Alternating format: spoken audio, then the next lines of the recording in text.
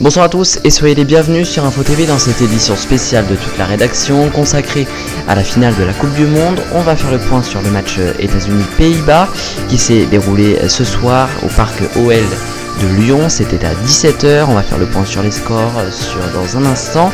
On fera également un retour sur le match de la 3e place qui s'est déroulé hier, sur les demi et quarts de finale. On fera un retour sur les matchs des Bleus, ce sera avec Alexis Durand, il nous parlera de tous les matchs retour sur les buts et puis on analysera un petit peu leur performance et puis on analysera également la ferveur des Français à l'égard de cette compétition, ce sera en toute fin d'émission. Restez donc bien avec nous.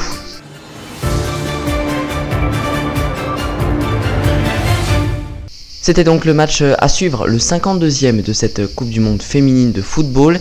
C'est donc les États-Unis qui ont remporté ce match. Tout de suite, on va analyser le match.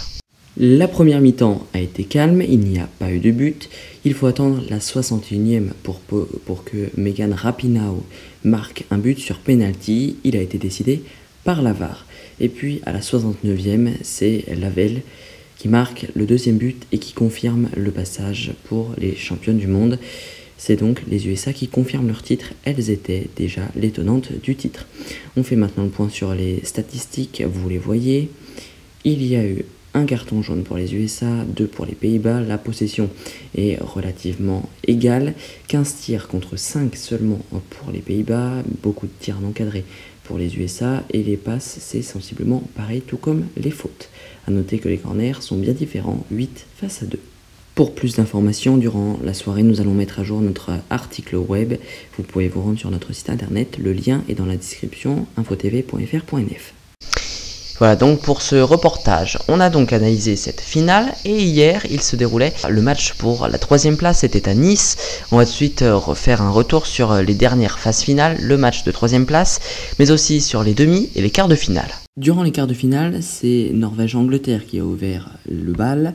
C'était le jeudi 27 juin, 3-0 pour l'Angleterre. Il y a eu ensuite la France qui a perdu face aux États-Unis.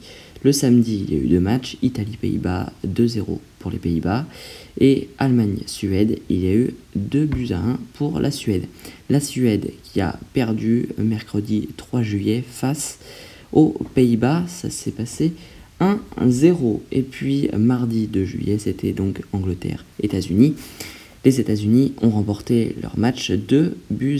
Les deux perdants des demi-finales se sont donc rencontrés ce samedi pour le match de la 3e place. C'était à Nice, Angleterre-Suède, et c'est la Suède qui a remporté la 3e place en battant l'Angleterre 2-1. Et puis donc aujourd'hui, ce match 2-0 pour États-Unis-Pays-Bas pour la finale. Et ces Françaises qui ont donc perdu en quart de finale, on vient de le voir dans ce reportage.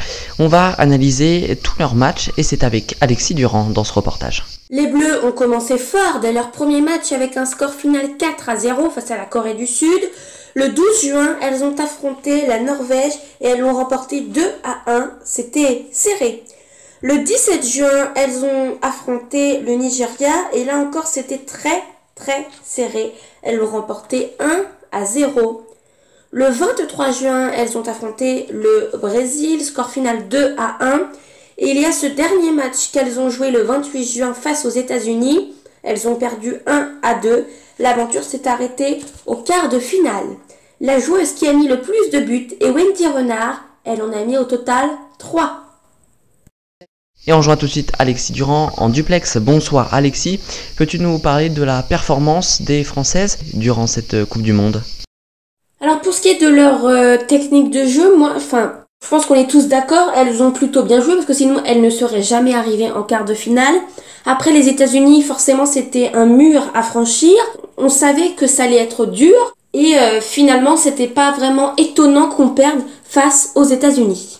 Même si bien évidemment on avait toutes nos chances de gagner. Après il y avait aussi peut-être la fatigue parce que on se rappelle à la fin du match États-Unis-France vers les 10 dernières minutes, elles avaient beaucoup moins d'énergie que par exemple face à la Corée du Sud. Parce que forcément 4-0 il y avait beaucoup d'énergie. Alors que là par rapport aux États-Unis, à la fin peut-être qu'il leur manquait un petit peu de repos. On ne sait pas trop en fait. Après, c'est vrai que voilà, elles ont joué, elles ont perdu au quart de finale, mais c'est vrai quand même qu'on a eu de très beaux scores de match. Le Nigeria, c'était quand même un peu plus serré, 1-0, mais voilà, en tout cas, on a quand même bien joué tout au long de notre parcours. Merci Alexis. Et on va maintenant terminer cette émission avec la ferveur des Français à l'égard de cette compétition qui a intéressé beaucoup de monde. Les audiences des matchs ont parlé, il y avait environ 10 millions de téléspectateurs pour les matchs les plus importants. C'est un très gros chiffre. Ce football féminin a beaucoup intéressé par rapport aux précédentes années.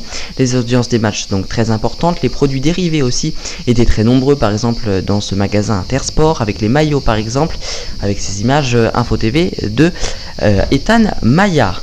Également de l'image du football féminin qui s'est imposée, surtout que cette compétition s'est déroulée en France, dans tous les stades français. C'était à Nice le match de la 3e place, il y avait également des matchs au Parc des Princes, à Lyon pour cette finale. Donc la France qui a été la première spectatrice de cette Coupe du Monde, et puis donc cette Coupe du Monde qui s'est déroulée sur l'antenne d'Info TV. Nous vous l'avons fait vivre, tout comme la Coupe du Monde de l'année dernière. Vous avez été très nombreux, environ 40 000 sur tous nos tweets des matchs que nous vous commentions en direct. Vous avez été extrêmement nombreux, nous vous en remercions. Un grand merci également à Baptiste Combet pour la création des infographies, et puis un grand merci à toute la rédaction qui s'est mobilisée pour vous faire vivre cet événement. C'est la fin de cette émission spéciale. Mercredi, vous avez rendez-vous avec Théo Tornet pour Instant Média. Je vous souhaite de passer de très belles vacances sur Info TV et je vous retrouve samedi prochain pour un nouveau journal estival.